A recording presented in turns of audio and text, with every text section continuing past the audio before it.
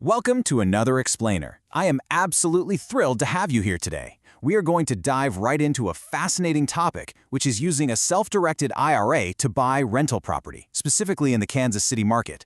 The insights we are unpacking today come directly from Alpine Property Management Kansas City, which is a great company that has been serving Kansas City investors since 2013. Now, before we get into the nuts and bolts, I want to be super clear up front. The information in this explainer is strictly educational. It is not legal or tax advice. We are just here to break down the data and the processes outlined by Alpine so you can understand exactly how this strategy works. Here is our roadmap for today. We've got SDIRA real estate basics, structuring your property purchase, the disqualified person trap, debt financing and UBIT taxes, the Kansas City cash advantage, and finally, safe property management strategies. It is a very logical flow, taking us from the appeal of tax-advantaged real estate straight through the compliance requirements you absolutely must know. All right, let's jump straight into Section 1, SDIRA Real Estate Basics, Beyond Stocks and Bonds. The question that kicks this whole thing off is actually pretty simple. Can a rollover IRA buy a house in Kansas City? The answer is an emphatic yes, and the mechanics are not even that exotic. You see, a self-directed IRA allows for alternative assets like real estate, private notes, and private equity.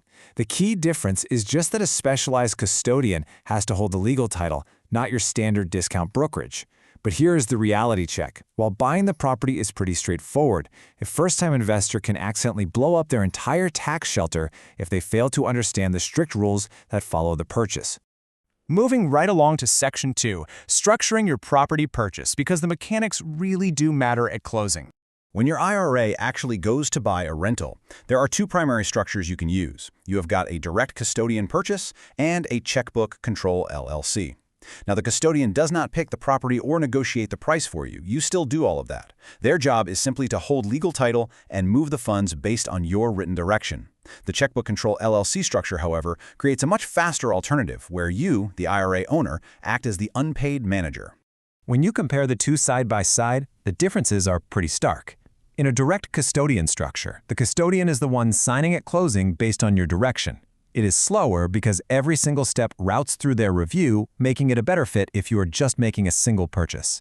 But with a checkbook LLC, the IRA funds a newly formed LLC. The custodian holds the IRA's membership interest, and you sign at closing as the unpaid LLC manager. This is way faster and absolutely perfect for multiple purchases or tight contract deadlines. The absolutely crucial point to remember here is that regardless of the structure, the individual investor is never personally on the title. There is also a very important regional nuance here for investors to keep in mind. If you are setting up that checkbook structure, Missouri LLC filings go through the Missouri Secretary of State's business entity system. And get this, that applies exactly the same way, even if the property you are buying is located across the state line in Kansas City, Kansas. Okay, Section 3, the disqualified person trap, or as I like to call them, the rule breakers. The Internal Revenue Code has incredibly strict rules about who is legally barred from interacting with the property. Disqualified persons include you, the IRA owner, your spouse, ancestors like your parents, lineal descendants like your children, and account fiduciaries. Basically, your IRA cannot buy, sell, or lease to any of these people. But take a look at the exceptions. Siblings, aunts, uncles, and cousins are not disqualified. This is a huge surprise to a lot of people who just assume the rule covers the entire family tree. You really need to understand the sheer scale of the penalty for breaking these rules because it is staggering. Let's say you have a $200,000 Kansas City rental purchased with a $200,000 IRA. If you decide to spend your weekend personally repainting a bedroom between tenants, you are legally furnishing services to the plan. That is a prohibited transaction. The penalty structure is incredibly punitive. In serious cases, your entire IRA is treated as distributed. That means a mundane act like painting a bedroom can trigger a catastrophic penalty where your entire $200,000 account becomes a taxable event literally overnight.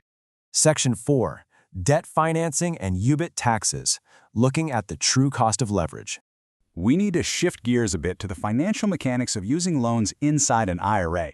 Rental income on a property owned outright flows in tax-deferred. That is great, but if the IRA borrows money, things change very quickly. You encounter unrelated debt-financed income, or UDFI. This means a portion of your rental income and capital gains actually becomes taxable based on the percentage of the property that was debt financed. And unlike solo 401k plans, which get a specific statutory exception for real estate, IRAs do not get that exception. To make this crystal clear, imagine your IRA buys a $250,000 Kansas City rental, using half IRA cash and half from a non-recourse loan. Because you have a 50% debt ratio, exactly 50% of the net rental profit and half of any future capital gain becomes UDFI and is therefore taxable. Oh, and that loan must also be non-recourse, meaning you cannot personally guarantee it. Section 5. The Kansas City Cash Advantage. This is where the math really works in your favor. So why is the Kansas City market uniquely positioned for this strategy? Well, the data shows us exactly why. The median home price in the city of Kansas City is around $289,000, compared to the broader metro median of just over $320,000. This means properties in submarkets like Independence and Grandview sit well under the median. They are absolute prime targets for all cash buys, because the rent's still clear enough to cash flow after the IRA's carrying costs. Marcus Painter, the founder of Alpine Property Management Kansas City, provides this brilliant insight. He notes that the city median figure lands almost exactly at the perfect ceiling for a mid-career rollover IRA to deploy as an all-cash purchase. By skipping the non-recourse loan entirely, you completely avoid touching UDFI at all. You get to keep 100% of the rent safely inside your tax shelter. This math simply does not work the same way in coastal metros where prices are several times higher. Finally, Section 6. Safe property management strategies to keep the whole operation compliant. The most common mistakes investors make are usually born out of convenience, not fraud. Swiping a personal credit card to quickly fix a broken furnace? That is an indirect extension of credit to the plan, totally prohibited. Another huge trap is titling drift, where a refinance accidentally lists the individual instead of the LLC. To stay compliant, you have got to follow the strict requirements. Rent must flow directly to the IRA or LLC. And crucially, Alpine requires a $500 per door maintenance reserve funded entirely from IRA cash. If your IRA spends every single penny on the purchase and has no float left, your very first repair turns into a massive compliance problem. Because you cannot personally manage the property or swing a hammer yourself, third-party management is a legal necessity. Alpine's tiered management fees are based on monthly rent amounts rather than portfolio size. They scale from 10% for rents under $999 all the way down to 5% for rents over $2,500. For an average Kansas City rental, the fee usually lands right in the 7 to 8% tier. And remember, every single management invoice must be paid by the IRA entity, never by you personally. Let's quickly summarize the safe sequence of operations so you get this right. Step 1. Open the account and transfer funds directly from an existing IRA or old employer plan. Never take a personal distribution. Step 2. Choose your structure, whether that is direct custodian or checkbook LLC. Step 3. Run your numbers, using a property management cost calculator to ensure the deal still cash flows when the IRA pays every single expense out of pocket.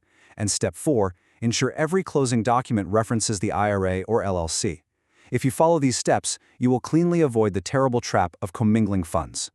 I know navigating a self-directed IRA can seem a bit daunting at first, but the peace of mind that comes with strict compliance is exactly what allows your tax-sheltered wealth to safely compound over time. It really makes you wonder, how much faster could your retirement grow if you let the math work for you in a market like Kansas City? If you need a partner on the ground to keep things running smoothly and compliantly, reach out. For help managing your Kansas City rental property, call Alpine at 816-343-4520 or visit alpinekansascity.com. Thank you so much for joining me on this explainer. Keep learning, stay focused, and I will catch you next time.